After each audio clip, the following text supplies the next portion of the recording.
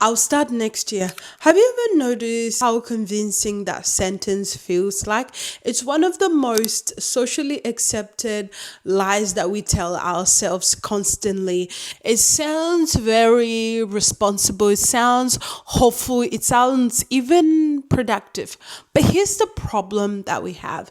If your future self depends on the version of you that has no plan, no calendar, no first steps, nothing, you are not preparing for success. You're actually rehearsing disappointment. Today, I want to challenge one of the biggest illusions that we've actually normalized.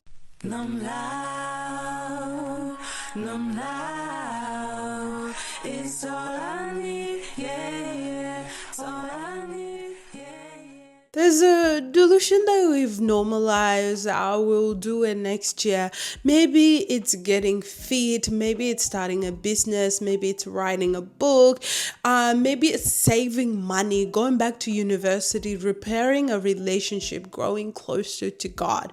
You say it with your genuine excitement and you believe it. And I believe that you believe it, right? You probably are sincere, but sincerity is not the same thing as strategy. If we actually want a different future, we have to actually plan and we have to be honest about our present behavior. At the Malawi, we often say that clarity is kindness because here's the uncomfortable truth: the calendar doesn't actually change, planning does. One of the biggest mistakes people make is believing they start when the goal begins. They don't. They start long before. Think about Olympics, right? Athletes don't begin training when the opening ceremony starts. They've already been spending years and spending time preparing from that very moment. The race simply reveals what happens in private. Life works the same way.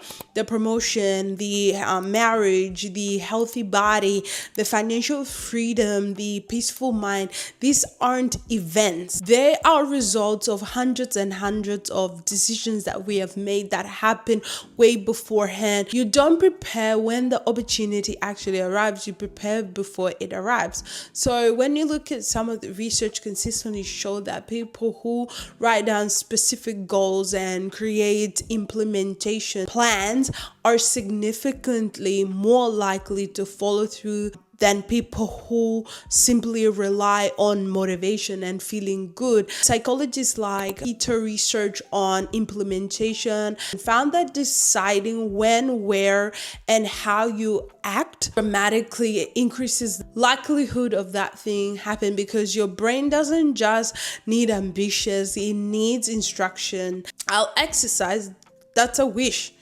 I'll become rich, that's a wish. Monday, Wednesday, Friday at 6 p.m. after work. That's a plan. So if you say I'll exercise, you're like, cool, awesome.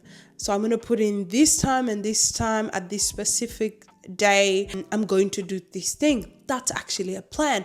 Your future cannot follow vague directions or vague instruction. Now, someone might say, my parents didn't need planners back in my day and back in their day. My grandparents survived without calendars. I'm so sorry to be annoying, but sometimes it sounds like that. And you are right. They didn't have planners. They didn't have phones. They didn't have none of that stuff. Many of our forefathers survived like in extreme hardships, and we should definitely think about it and honor them, but let's also be honest about them. Many of the things that we call ordinary today were once luxuries that were enjoyed by kings and queens. Think about hot showers, instant communication. People be writing letters, somebody gets on the horse back in the day, then takes it over and there's all this seal, or maybe the bird goes tweet tweet tweet. Maybe that's where the tweet get us started. You get what I mean? Now we can instantly have those things. Medicine, people didn't used to live longer and all that kind of stuff. Salt was once actually something was incredibly valuable.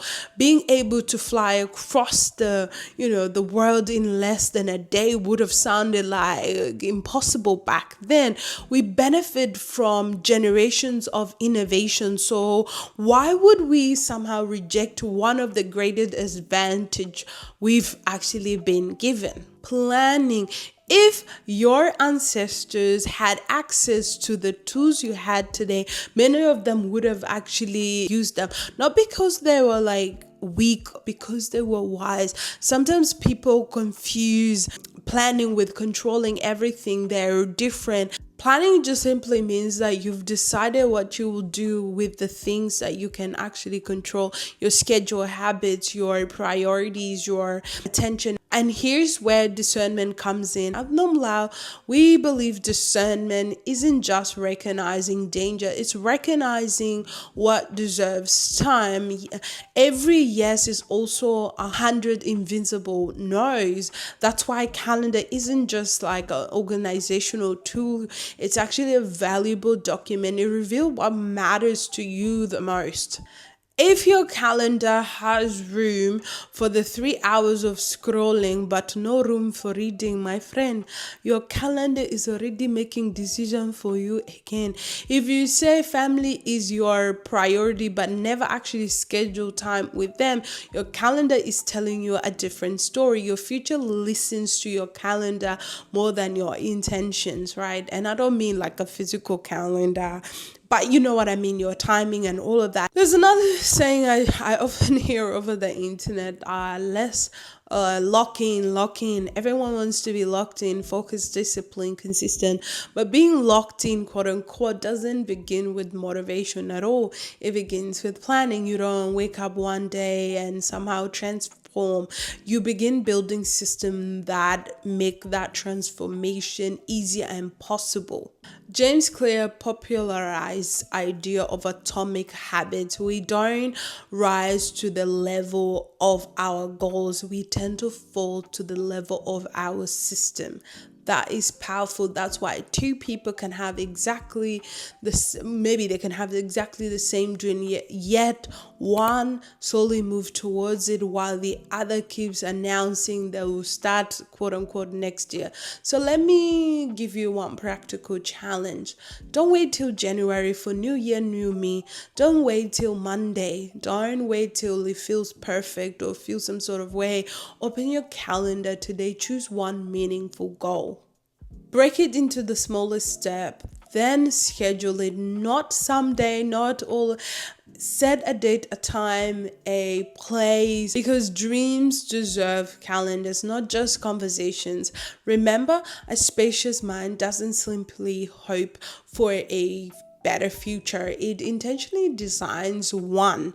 Now, I used to hear this from this person: just do as you're told, darling. So, darling, do as you're told, because your dreams are waiting for you. See you in the next video. Bye.